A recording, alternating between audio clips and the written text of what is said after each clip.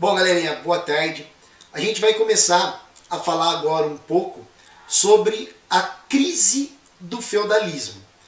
Você só vai entender o movimento das cruzadas, que tem a ver com o trabalho que vocês estão fazendo, se você entender os motivos que levaram a esse movimento chamado de cruzadas a acontecer.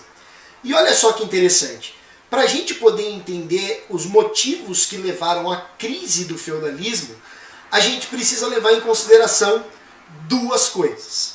A primeira, e a mais importante de todas, é que a sociedade feudal ela tinha uma sociedade de ordem. O que é essa sociedade de ordem? É aquilo que a gente chamou de sociedade estamental, onde no topo você tinha o clero como maior senhor feudal, você tinha os nobres que eram cavaleiros e tinham o seu rei indolente, e o terceiro estado que era composto por camponês, servo e escravo. E olha só que interessante, por que é interessante a gente saber que ela era uma sociedade de ordem? Porque lá dentro do feudo existiam aqueles que rezavam e aqueles que trabalhavam. E quem trabalhava era o terceiro estado.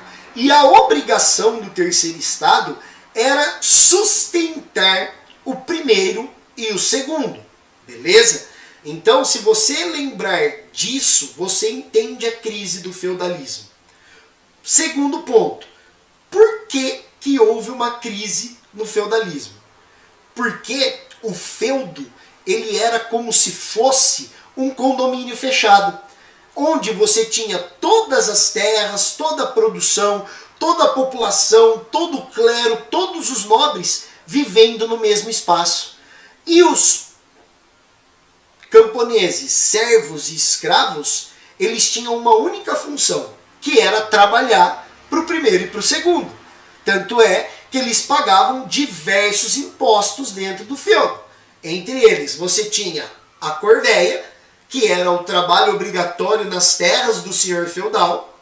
Você tinha a talha, que era a doação de alimentos para o senhor feudal, pelo menos 10% de tudo que era produzido no manso servil, e as banalidades, onde você trocava a possibilidade de usar as ferramentas fornecidas por eles no seu trabalho. Então, ou seja, você pagava uma quantidade de impostos gigantescas, e elas eram todas por alimento. E é aí que está o problema. O primeiro e o segundo estado tinha alimento de sobra, muita sobra, enquanto o terceiro estado passava fome. E olha só que legal, quando isso aconteceu, você sabe, porque você tem fome, que quando você está com fome você vira uma pessoa insuportável. E por você se tornar essa pessoa insuportável, você acha que você é o rei da bagaça. E aí você começa a ficar irritado, você começa a discutir, você começa a brigar. Agora imagina isso acontecendo para 95% da população feudal, contra 5% do primeiro e do segundo estado. Você acha que eles não vão ficar com medo? Vai! Sabe por que o primeiro e o segundo estado vai ficar com medo? Porque o povo vai começar a passar fome. E você sabe que pessoas, quando elas passam fome no sentido de não ter nada para comer, elas adoecem muito mais rápido. E olha só que interessante. O primeiro e o segundo estado, eles não conseguiam comer tudo o que eles tinham. Então muitos desses alimentos estragavam. E eles estragavam por um simples fato. Não existia geladeira.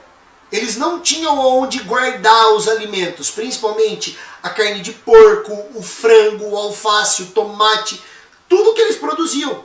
Então o que eles faziam? Simplesmente amontoavam num cantinho e deixavam lá, até estragar. Então perceba, enquanto uma parcela gigantesca da população passava fome, a outra tinha tanta comida de sobra que simplesmente acumulava lixo. Então, vamos lá. Já começamos com um motivo: fome. Segundo, aumento da produção de lixo. E o lixo acumulado, eles não tinham aquela ideia igual a gente de soterrar o lixo, queimar o lixo, transformar aquilo em energia. Não, ele simplesmente deixava amontoado no canto. E se dane, se aquilo ali era lixo, muita gente ia para lá para procurar, para conseguir até um alimento, como se fosse uma lavagem. Vamos dizer assim, aquilo que eles podiam aproveitar, o terceiro estado consumia. Então você fala, nossa, essa situação de mexer no lixo acontece hoje. Não, ela é mais antiga do que a gente pensa. E tem um detalhe muito grande. Na Europa, eles têm uma quantidade de banhos reduzida, principalmente no inverno. Porque é tão frio, e naquela época você não tinha chuveirinho aquecido, você não tinha chuveirinho a gás, você deixava de tomar banho.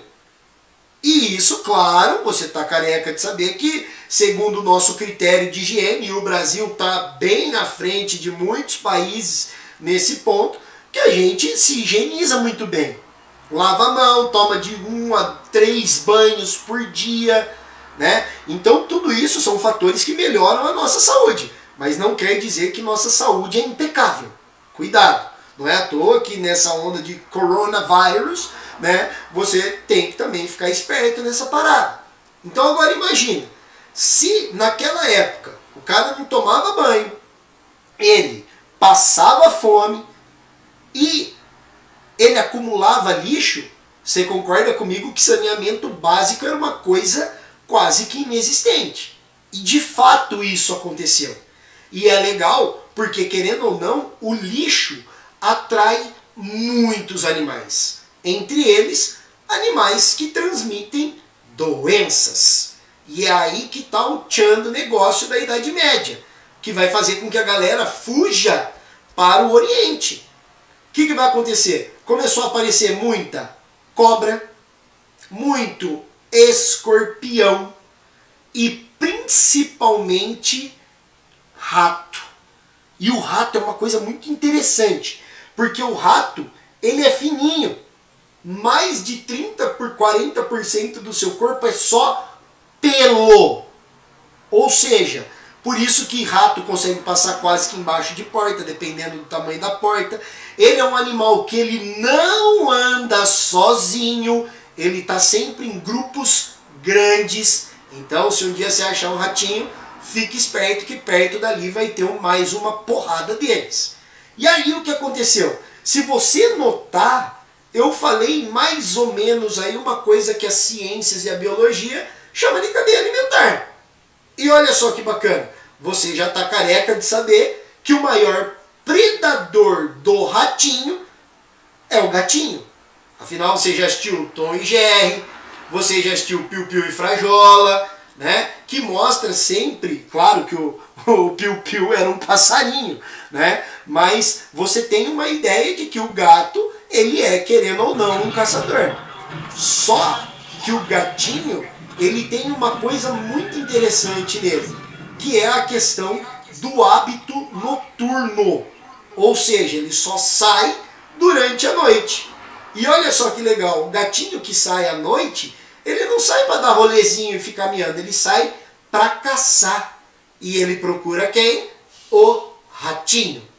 Só que o gatinho, ele tem orelha fininha, bigodinho e um queixinho com dentinho afiadinho, que você já está careca de saber que era aquilo que os homens da Idade Média mais temiam, que era o gerente do inferno, né? Digamos assim. E aí o que aconteceu? A Igreja Católica, quando viu que esses animais tinham hábito noturno e os olhinhos dele brilhavam à noite, a igreja falou, sai fora, parça, game over, vamos começar a caçar os gatinhos. Não é à toa que falam que até hoje gato preto dá azar. Isso é um costume totalmente medieval. Então a igreja começou a caçar todos os gatinhos, que também pegavam cobras e até escorpiões. E o que aconteceu? A população de ratinho começou a aumentar monstruosamente. E olha só que bacana. Por ele ser um animal felpudo, peludinho, ele carrega 2 grandes parasitas nele. Uma coisa que seu cachorro já teve, seu gatinho já teve, e qualquer animal que tem pelo corre risco de ter, que é a pulga e o carrapato. E aí, olha só que da hora. A galera viu que os ratinhos ficavam perto do lixo e o terceiro estado começou a caçar ratinho, porque não tinha mais gatinho. Afinal, o gatinho dava azar. E aí o que vai acontecer? Simplesmente a população vai começar a caçar rato, vai começar a ficar perto do lixo, e eles vão começar a ser mordidos pelo carrapato e pela pulguinha do rato. E aí, olha só que bacana. Claro que o sangue do rato, ele não é igual ao nosso.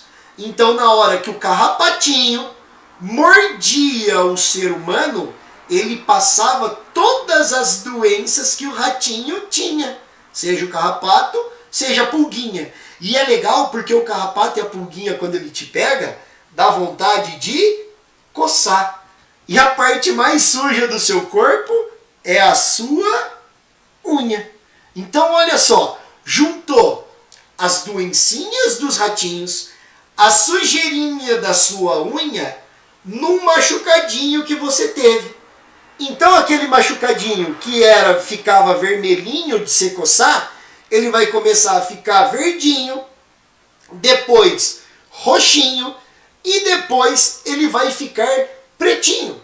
E por ele ficar pretinho, quer dizer que o local onde você foi mordido estava extremamente infeccionado. Ou seja, eles começaram a dizer que aquilo parecia uma peste, porque todo mundo da Idade Média pegou pelo menos uma boa parcela da população. Para ser preciso, mais de 50% de toda a população europeia.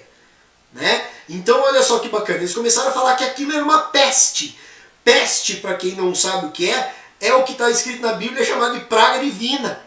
Tanto é que eles falaram, como que a gente vai chamar essa peste? Vamos procurar uma característica de como ela é. Então eles falaram, olha, todo mundo que tinha essa peste, essa infecção, ficava com a pele negra, por causa de necrose. Então eles chamaram essa doencinha de peste negra. E aí o que aconteceu? A galera começou a falar, mano, se eu tô passando fome, se eu posso morrer por causa de peste negra, e ao mesmo tempo eu não tenho saneamento básico, não tenho condição de vida, não vai ser nenhum cavaleiro que vai me controlar aqui dentro. Então a galera começa a fugir do feudo. Mas o único lugar que ele sabe que é legal e que lá é abençoado por Deus, segundo as tradições católicas, é a cidade de Jerusalém.